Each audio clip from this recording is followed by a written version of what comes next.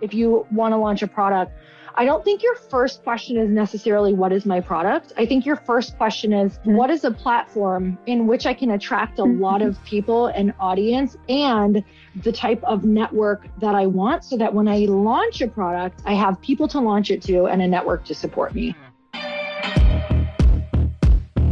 Welcome to the Earn Your Happy podcast. I'm Lori Harder, founder of Lite Pink, best-selling author, 3-time fitness world champion, and I'm a crazy, multi-passionate entrepreneur.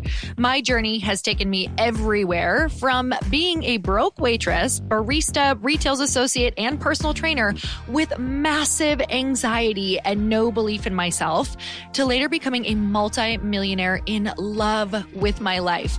In 2007, my husband and I lost everything. We found ourselves hundreds of thousands of dollars in debt at rock bottom. We had no ideas and I had no education to fall back on. This is when I found personal development and learned everything I could about business, not by choice, but because I realized no one was coming to save me. The conversations on this podcast are going to let you know that you're not alone and that we all feel like we don't know what we're doing. We're going to give you the tools to help you face your fears, take action, start your business, and grow those massive dreams that are keeping you up at night. It's time to create a life that you can't hide from and put so much on the line that your higher self is forced to come out.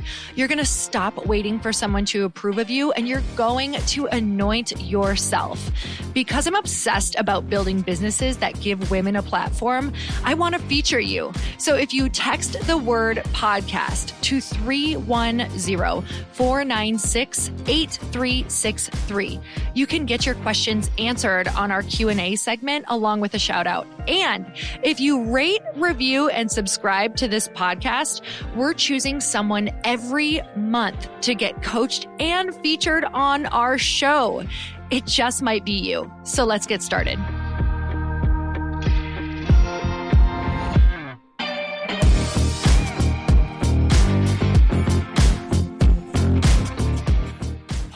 Welcome back to the podcast. And this is an exciting day because we are adding another weekly podcast episode to the show. I have been wanting a place where I can bring you alongside me in the journey of building Lite Pink. So this is your first official BTS of building a business podcast. And what our hopes are is that you get to learn, you get to sit right next to us, and everything that we share with you makes it possible for you to know that you can do whatever the hell you want, no matter how big it is, and you're going to be doing it with other people. You will never be alone. So my co-host in this show, which I'm so excited about, is the incredible Lauren Coleman, who is my chief of staff. Lauren, what's up? Hi, I'm so excited that we're finally doing this because we have so much to share. So let's do it. Oh my God, I'm so excited. So her and I talk about this all the time. I can honestly tell you that I don't know if there's been a day that we've worked together where we said, we have to share this with people. People have to know what this really looks like. Like, how many people quit at this point because they think it's a stopping point, or they think they suck, or they think they're not good at it. And this is not the stopping point. This is one of the biggest learning points. You know, I think the other thing, Lauren, is that I've had you to build this with has been a huge portion of why it's been exciting to me, because it's really tough to eat the shit sandwich alone. Like, cut that in half and I hand you the other half. I gladly eat it. I actually think it's really fun.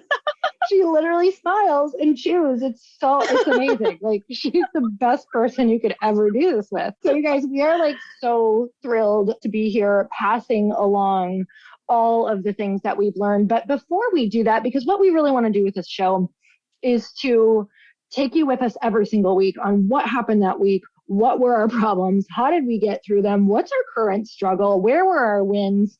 How are we advertising? How are we messaging? How are we branding? Who are we working with? What are we doing? Like, literally opening up the Bible of what we are doing and handing it to you, because that's the only way that we are going to live into our mantra of what we truly believe in, our core values of kicking the door open, holding it for the woman behind you, and proving that together you can do anything.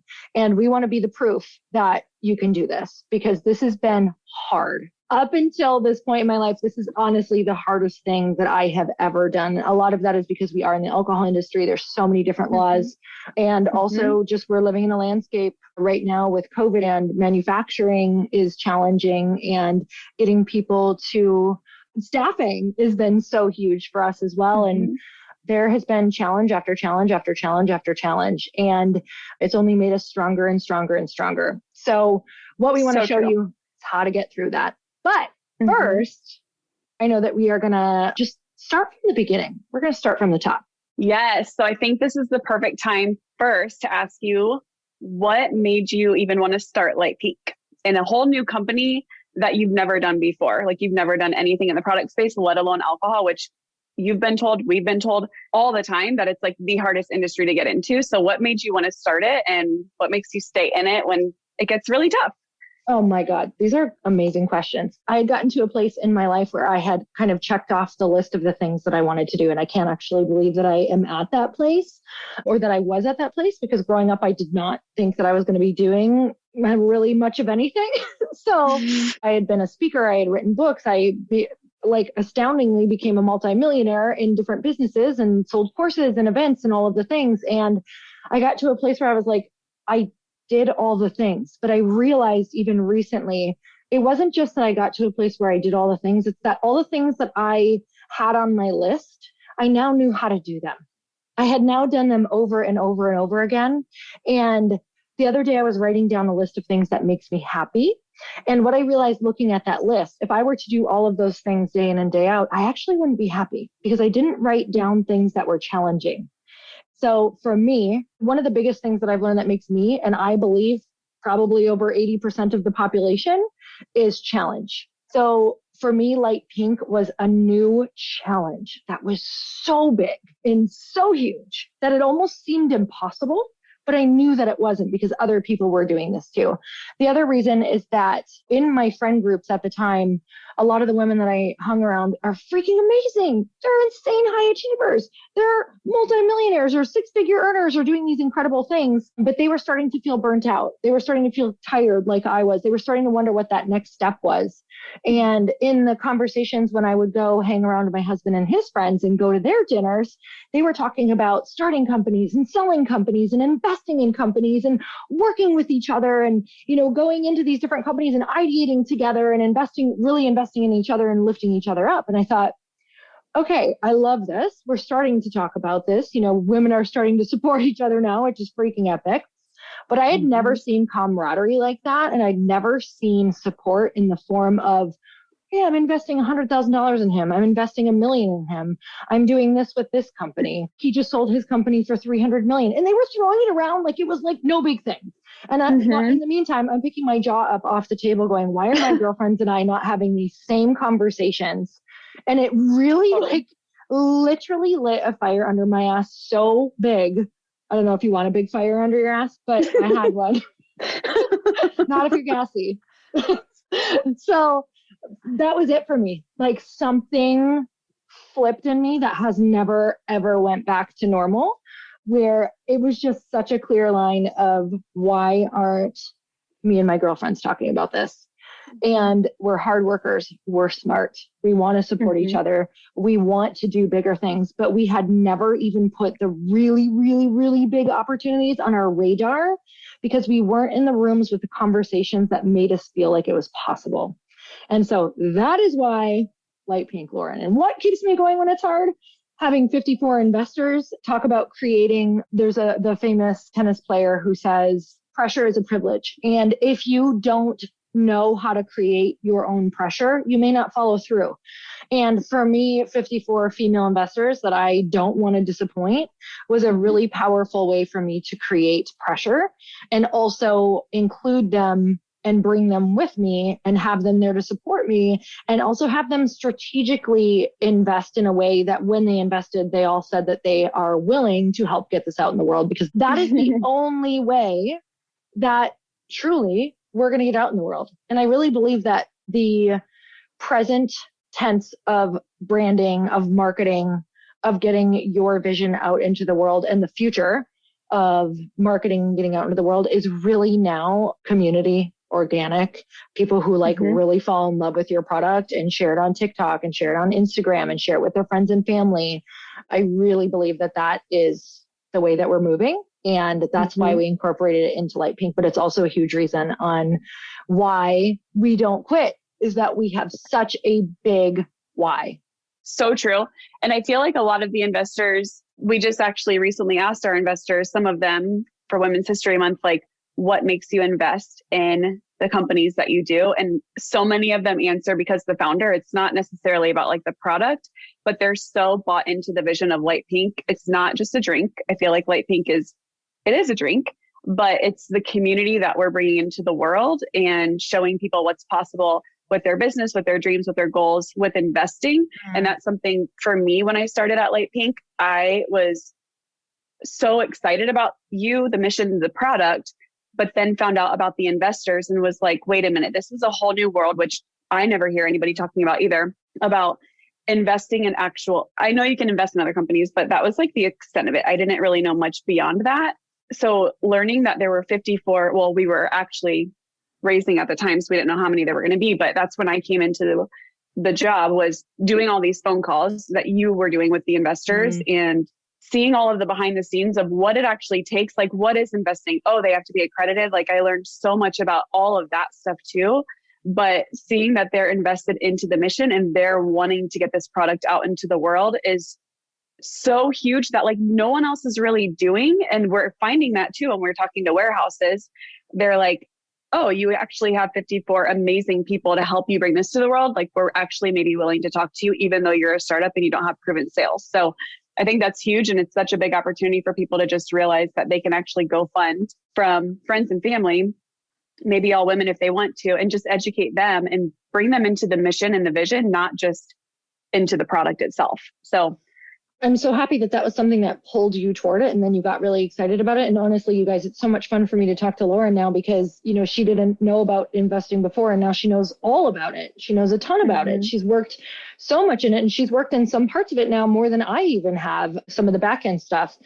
So I think for you to say that and also talk about how if you want to, you literally just said it like it was totally normal. Like if you want to raise money, you can go do like a friends and family round. And I just want to point out, like, people probably look at me and they're like, oh yeah, but she was so connected. Okay. Yes. And there was a point, and I know that you remember this, when I couldn't get over the $1 million mark. I felt so stuck because I felt like I had maxed out my network. I was like, well, shit, here's where it ends. And $1 million is really not enough to like launch to how we want to launch and get a product company started, which we really need to tell them about later, about what it looks like to start a certain type of product company, what to choose, what that looks like, how much to raise, all that stuff. But with that said, I had to go and ask totally new people for connections. I had to go and dip into a new community. I had to go and strategically start booking. You guys, my podcast has been one of the most powerful things for me. And here's why. I would strategically go and book people that I was interested in to have invest in my company because I was like, here's how they could help me, or here's how their wisdom could help me. And so we do the 1 hour podcast. I know that after a 1 hour podcast, we're going to be pretty connected. We're going to be pretty bonded because you let me, like, you give me free range. Typically before a podcast, they say I'm an open book. Great. We know that the fastest way, oh my God, I love that this is about to tie into our cans. Okay. We know that the fastest way to connect is to be asked vulnerable questions and also share similar answers. And I think that's the magic of my podcast, is that I also share with them my vulnerable answer potentially, or a story around how I'm feeling about the topic that I asked. So it's very conversational. They feel connected to me as a podcaster, as a person. And then from there, I literally would be so nervous on the whole podcast, not because I was nervous about the podcast, because I knew what I wanted to ask at the end. And I knew that this was my one shot. Like literally, I can hear the Eminem song in the back of my head right now. Like, yes. I was like, this is your one shot. Like, you're not going to get this person to be this open right now and responsive and bought into what you're doing. And, you know, the podcast would end and I'd be like, oh my gosh, here's how we're going to push this out. If they had a book or something, I'd say, I'm going to do a giveaway. I'm doing this. I bought 10 of your books. I'm giving them to my audience. I'm adding so much value to them. And then they naturally say something like, okay, well, what can I do for you? And I'm like, well, I have this new company. I'm looking for female investors. This is the vision. Here's what I want. If you know anyone, I'd love to be connected. I can send you the deck. Great. Okay. Half of them ended up being interested, and then some of them ended up investing. One of them literally went from meeting her the day before. The second I met her was the podcast, which was Emma. And then literally the next day, she looks at the deck. I believe it was the very next day when I sent it to her. We get on the phone and she invests $100,000. Like, that is so powerful. So I think that is when people say, well, you have the network. No, I don't. But I did create a platform in which I could invite people on. And at the time, yes, my podcast was doing good, but it wasn't doing what it's doing now. So, and that's not, I don't even know if I sent them numbers of my podcast back then. What I'm trying to say is maybe everyone listening needs to be like, maybe I need to create a platform that adds a lot of value to people to be able to now network with the people that I want. So I don't think the question is, if you want to launch a product, I don't think your first question is necessarily, what is my product? I think your first question is, what is a platform in which I can attract a lot of people and audience and the type of network that I want, so that when I launch a product, I have people to launch it to and a network to support me. Now, I'm not saying you build it all at once, but I am saying that is a really good first question to be asking. So, okay. So that's off of your investing. Go ahead. So I also was going to say on that, I feel like when I came in, I saw you being like a little bit nervous to reach out to somebody again. Like, oh my gosh, I already reached out to her. I don't want to bother her. But you have to also look at it as like, this is a huge opportunity, which you reminded yourself of that. We talked about it too. Like, it's about them having the opportunity that you have to be able to like not be scared to show people that you might be nervous to reach out to, who might be on like some different level that you think they're on, and like maybe out of your league or just too busy or whatever it is. But I think you have to think about the value that you're bringing to them, not just them bringing to you with the investment and the money, but you're bringing something so huge to them. And even now, like, we even question ourselves, like, do we reach out to an investor and ask for this favor? And it's like, you definitely have to figure out how much to ask, but thinking like it's also benefiting them. It's literally like a two-way energy exchange. So I feel like for anybody who's interested in raising money or asking somebody for a favor, if you have that energy to add back to them, it helps a lot too. So it's not just them investing and that's it. They're going to get this money because our plan is to sell and blow this company up so big, and the community and all of that. So it's a huge value for them. But like, we are highlighting our investors all the time on social media. We're bringing people to their pages, to what they're doing. We're featuring women. Like, that's part of our mission too. So I think, like you said, it's not just having a product, it's having that whole mission around it. And don't be scared to just reach out and ask people, because it's a great opportunity for them. It's not just like you're asking for a favor, something that they want to be part of. So they have to know about it first.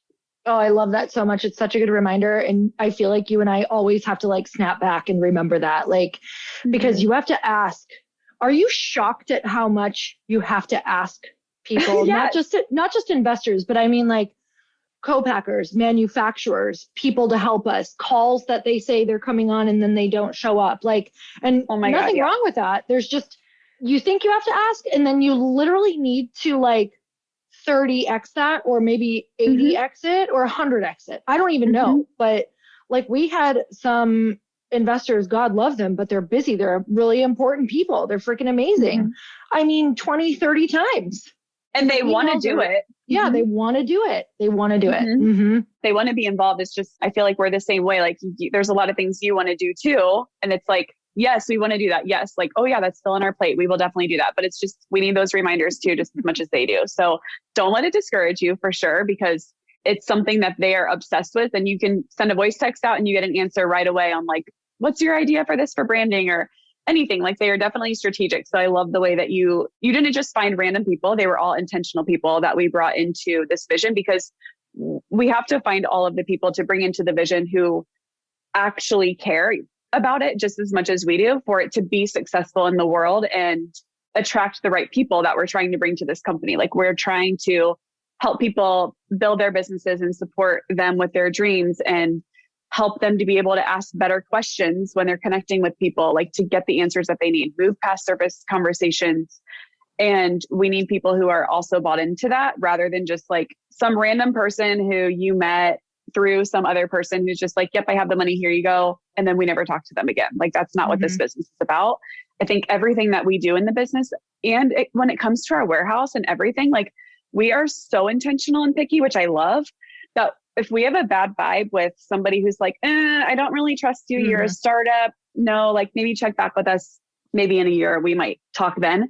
We're like, we want somebody who's actually excited and believes in us, who's not like skeptical, especially because of like what we already have built with these 54 women. Like that's a huge deal. And we want to work with people in warehousing, co-packing, like packaging, everything, who actually are bought into the mission too, from the people who are making the product to when it actually gets into the hands of people. We're not just picking like random partners that we can just find easily. Like that's why it's kind of taking us longer too, is because we need the right people to work with long term to make this successful.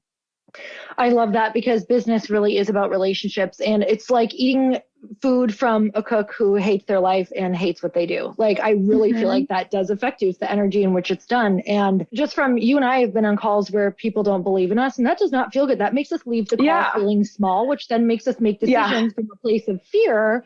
And we know that we don't come up with our best ideas when we're in a place of fear. We come up with business, needle moving, life changing, bring this company to hundreds of millions of dollars. Like, that is our goal. We only come up with that when we are around people who get the vision. And I guess what I want people to get is like, don't settle for people who don't get the vision, unless it's something you know is short term that'll just like, you're like, okay, I know this is just a couple months and it's getting me here, but don't get stuck in it. Like, don't get stuck there. And the faster that you can move on from that, the better, because it affects everything. And if you don't think it does, it does. It affects your team. It affects your team members. Like that bad juju, bad energy is just like, it absolutely affects everything. So tell me about another thing that I know that you had talked about, one of the biggest things that you had also learned from starting at Lite Pink is just managing and working with so many different teams. Tell me a little bit about that. I didn't know what all this would even entail. I mean, this is a product that we knew nothing. I mean, we had a general idea, like there's warehousing, there's co-packers and all of that, but it's interesting how many people actually come into play to build this. It's just me and you internally. And then we have different agencies that we work with for different things, warehousing, co-packers. We have a supply chain consultant. So it's a lot of moving parts and a lot of pinging and following up on people, but it comes back to that too. Like, we are working with the people that we actually love and enjoy working with, because we have a supply chain consultant right now helping us, and she is so bought into the vision and the mission. And she like wants Lite Pink to get out into the world as quickly as possible, but with the intentional partners. She's not just like sourcing a random person here and a random person here. She's like, I know who you guys are. I'm finding these perfect matches for you. But I didn't know it would entail like, there's so much research on the back end of like, okay, we know we need a co-packer. We know we need these things of licensing. Okay, so we have a call with one person and we find out so much more information that then leads us to be like, okay, now we need to hire this person for compliance. And then we find out from compliance, we need to have X, Y, and Z. So we're like, okay, we need to hire this person for this. So we feel like my job is like a million puzzle pieces, and so is yours, that tip dominoes as well. So you're working with a lot of partners and trying to understand where there's no overlap at the same time, because you have to keep your costs, like you definitely want to keep your costs managed in the best way possible when you have no income coming in for your product selling yet, especially with our launch delays. Like, we're trying to do our best to not have any overlap, to see where we can get by and to see what we need. When you say overlap, just so everybody understands, one of the best things that we did to understand this, when she says overlap, she means different, because we're working with so many different teams, and it's not a new way of working, but it is a way that a lot of companies and startups like to work, because you're not having a bunch of in-house employees, because that can get really, really expensive. And in the beginning, you're not your true identity yet before you're launched. You don't even know who you need or what you need. So you work with a lot of these different agencies or contractors. And what she means by overlapping is like, sometimes you hire an agency that does the same work as this other agency or contractor that you are working with.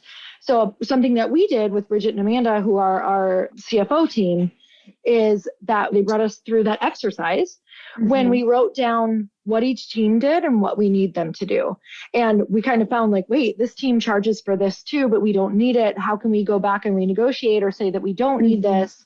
We need this person. This is a gaping gap in what we need. Nobody's doing this, but this is what we need. So it's kind of like writing down all your needs and then writing down who is currently doing them. That's what she means by the overlap.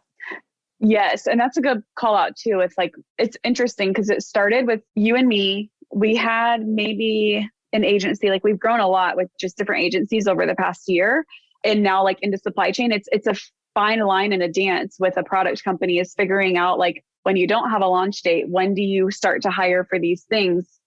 You want to have things set up in advance, but we've run into so many things over the past year where we've started something, maybe a platform, maybe an influencer program or platform that we've started to put a lot of time and money and energy into thinking we need to have it set up for when we launch. And then we find out like launch just getting pushed back and back and back.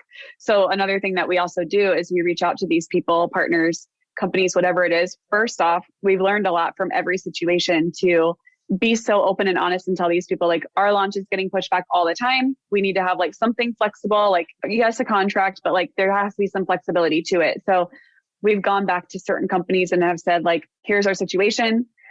We are asking if we can just pause something, maybe add it to the back end later, but this will save our cash flow now. If we have no need for this service or assistance right now, this platform. So they've been really good about pushing things back for us, but it's finding out like, what do you need now and what do you need later? But dancing that line of like, okay, we think we're going to launch here. We don't want to pull somebody in too soon, whether it's an internal employee or a contractor, but we want to be set up for success when we launch. So that's something we're constantly figuring out, but we've learned from so many past experiences how to start these new conversations going forward. And we're also more clear too on like what we don't need anymore and what we do need. So I think this past year has been like a lot of learning and growing with every team that we have worked with and figuring out what our messaging is for our brand.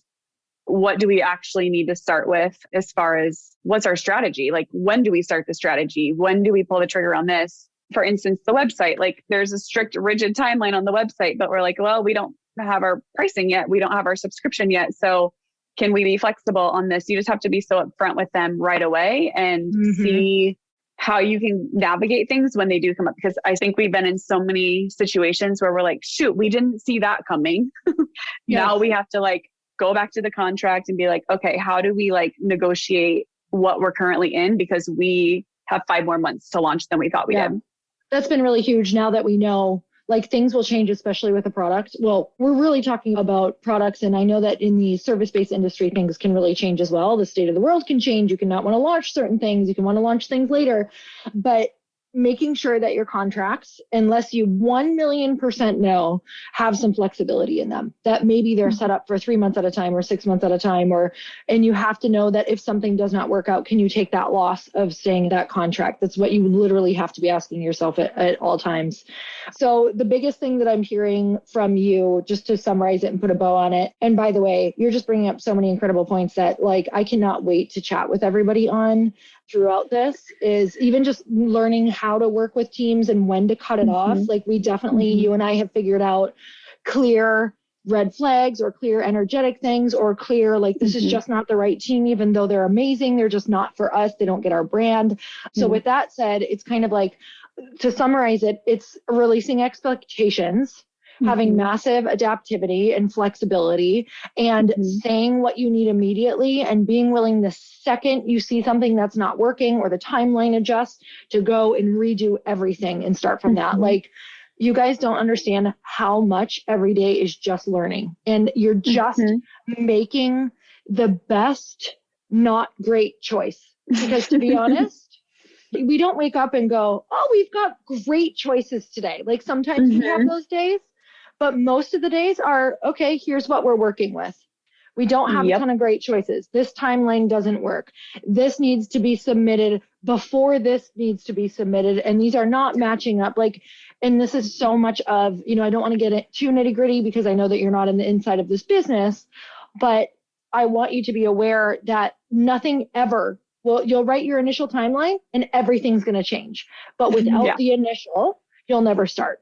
Yes, that is so true. Yeah. Just not being attached either to, even now, like we think we have a timeline in mind, but we're also still not attached to it because there's so many things that still come up every single week that we're like, oh, okay, now that changes this and this changes this. And it's always like with what we're doing too, when you're in a product business, you have to think about like, how long are all of your lead times with like licensing for one is huge because it's an iffy, like there's a range, but it's all dependent on the people who are receiving the paperwork at the office. And we all know how that goes. There's no guarantee on when your timeline really is, but it's like your packaging, your color matching, like those are all things you can kind of plan for. Even like when it comes to the financial modeling, like we don't know our sales, we're projecting these things, but it's a huge guessing game. And so we just have learned we can't be tied to, we want to be tied to a timeline on getting launched as soon as possible. But if it means that we also need to take a step back to make something even better, that might put us out a little bit longer,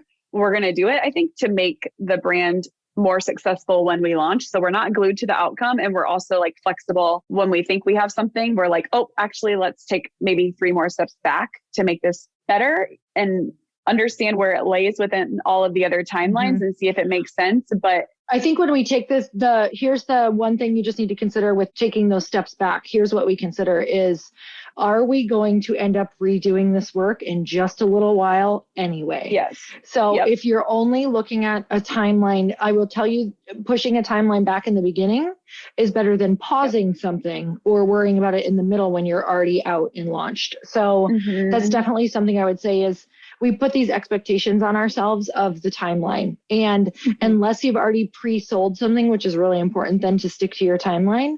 Like if it's 2 or 3 weeks that you're talking about, or even 2 months sometimes, if it's something really big and it matters. And for us, because we are such a social online brand, like it matters what we look like. It matters what our messaging is, because when we launch to the world and we get all of the eyeballs and do all of the work with PR, and I go on all of the tours and the interviews and all of the things, you get one chance to have someone say this is for me or it's not.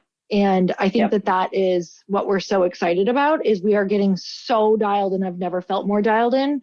It's the first time that ever with a brand, even out of all the things that I've done, a book, all the things, like I just feel like it is getting dialed and so clear. So I'm so excited about that. Well, we could talk all day long, but we're going to wrap this one up. But you can see that we are definitely going to have so many different things to talk to you about. And as we share a little bit more about the Lite Pink story, then we are going to get dialed every single week on telling you what happened, but also how this applies to your business. And then we might take some Q&A on business. We'll decide how that goes. We're really excited about it because we wanted to figure out a way to bring week to week updates, because like we said in the beginning, we have never learned this much this fast that we know is the most valuable information and can hopefully save you from 100 of the mistakes that we made. Even though I think mistakes are so important, they're not mistakes at all. So, but we'll just share about the learnings that we learned, and hopefully it can help you make those mistakes either faster so that you're not stuck in a situation for too long. So you guys, we're sending you so much love, and we will see you next week. Bye-bye. Bye.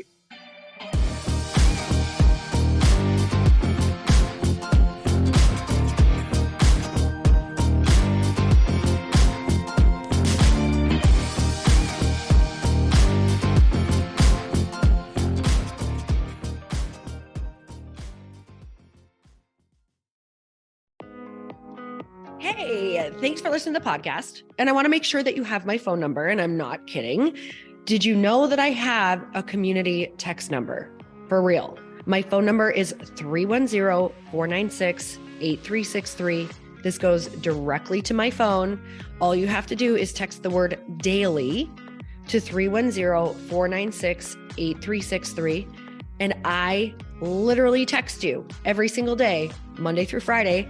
I actually just got done 30 seconds ago texting a bunch of people back, and I talk to you all of the time. You guys, people always ask me how I got my community text number and how it works.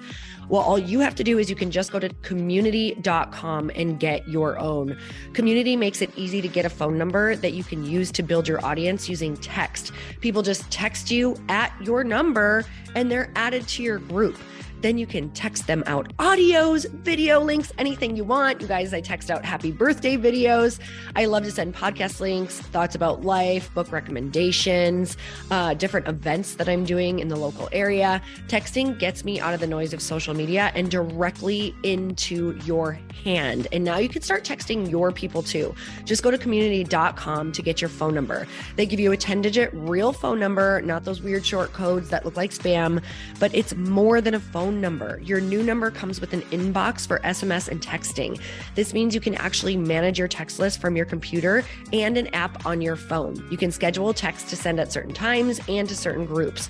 You can even set up auto replies or let your assistant or customer service team answer your text messages via Community's awesome dashboard. Just go to community.com and ask for a free demo. They'll show you how it works and get you your number. It's time to start texting your audience versus just posting on social media. Everyone uses Community for that. So go check them out at community.com. I can tell you it's not just great for communicating with my audience, but Chris and I use Community and our texts to also sell out our launches. I'm telling you, you get such an incredible response because you really are creating a true, deep sense of community. And it's so intimate. It's freaking amazing. Go check it out at community.com.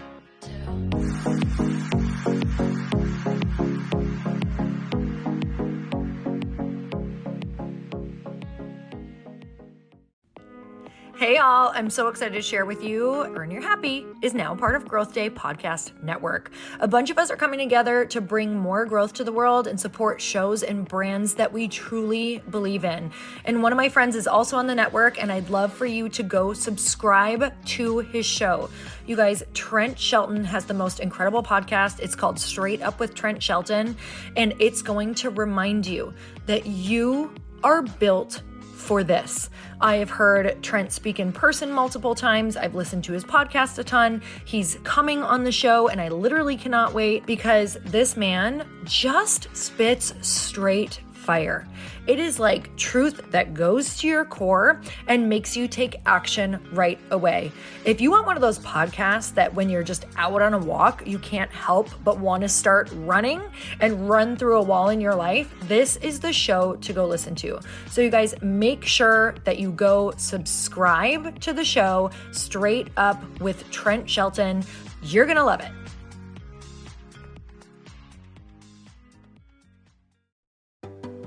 Hey, do you know what the big secret is this year?